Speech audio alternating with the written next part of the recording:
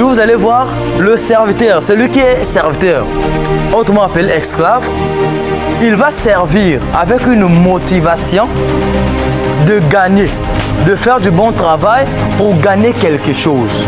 Or, à une certaine dimension, Jésus-Christ ne veut pas nous voir là. C'est-à-dire, prenons dans son contexte que je l'ai défini, Jésus-Christ ne veut pas nous voir ou nous considérer comme des serviteurs.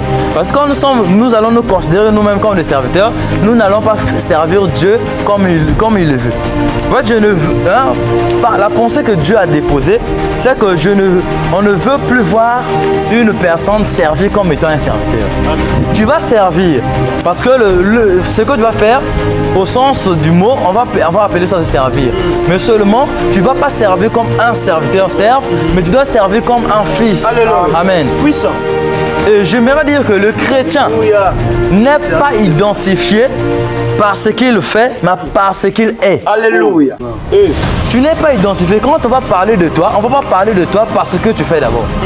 Mais on va d'abord parler de toi par ce que tu es. Et au fait, le service pour toi, ce sera la manifestation de ce que tu es au fait. Amen. De ce que tu es. En fait, tu ne vas pas servir pour servir, mais tu vas servir parce que tu ne comprends pas ce qui te pousse à servir. C'est ce que tu es au fait. Amen. Donc le chrétien, celui qui est fils de Dieu, ne sert pas en s'attendant à quelque chose, mais il sert parce qu'il se rend compte que moi, ma vie, ce que je suis, me pousse toujours à le faire. Amen. Un enfant dans la maison de son père et une ménagère ne servent pas d'une même dimension ou d'une même manière. La servante sert parce qu'il sait que quand je sers comme ça, à la fin du mois, j'aurai mon argent. Et il va aussi bien faire. Parce qu'il se dit, si je fais mal, je ne serai pas payé. Et c'est cette mentalité qu'a souvent les chrétiens, de faire pour attendre que Dieu nous bénisse, pour attendre que Dieu fasse quelque chose dans ma vie. Or, cette dimension te rend toujours immature devant Dieu. Cette dimension te fera toujours faire des choses pas avec une mauvaise motivation, pas avec une bonne motivation. Or, quand tu es un fils, tu vas laver des assiettes dans la maison. Tu t'attends à rien parce que tu sais que le salaire que papa gagne, j'ai ma part. Or, pour la ménagère, il sait que si je ne sers pas, je n'aurai rien.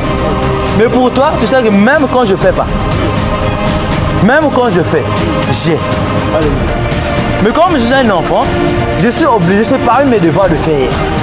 Donc je ne fais pas pour gagner quelque chose, mais je fais parce que je gagne déjà. Amen. Donc le chrétien n'est pas identifié d'abord par ce qu'il fait. Sois d'abord fils avant de faire. Amen. Voilà pourquoi quand tu sers Dieu sans l'identité du fils,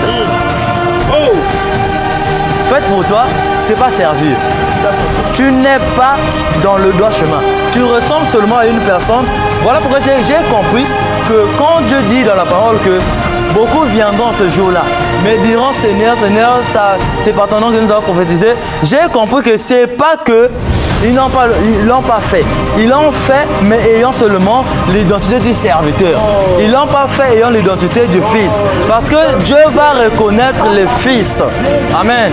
Dieu va seulement reconnaître le fils. Donc quand tu n'es pas fils et que tu sers Dieu, tu ne sers pas en fait Dieu. Ce jour-là, tu seras surpris peut-être que Dieu te dit que je ne te connais pas. Mais oui, Dieu connaît de ce fils. Quand tu n'es pas fait, Dieu ne te connaît pas. La chambre haute l'identité. Amen. Alléluia. Je dis ceci.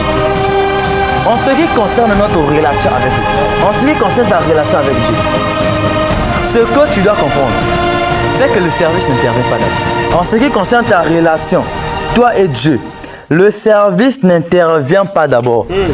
Pourquoi? Le service intervient dans le sens quand il y a une tâche.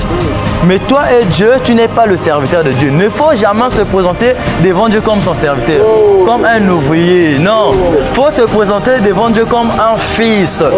Cela te rendra plus rassurant. Même quand tu pries, tu sais, tu adresses une prière à ton Père. Jésus, quand il est venu, il nous a montré le Père. Voilà pourquoi il montre la prière, il ne dit pas, c'est pas qui, il dit notre Père.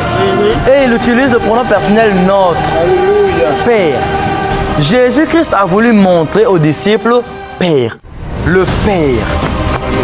Donc nous aussi, quand nous approchons à Dieu, n'approchons pas Dieu comme étant des ouvriers. La Bible nous dit dans Jean 4, verset 24, l'heure vient, amen. L'heure vient, elle est déjà là où les vrais adorateurs adoreront le Père en esprit et en vérité.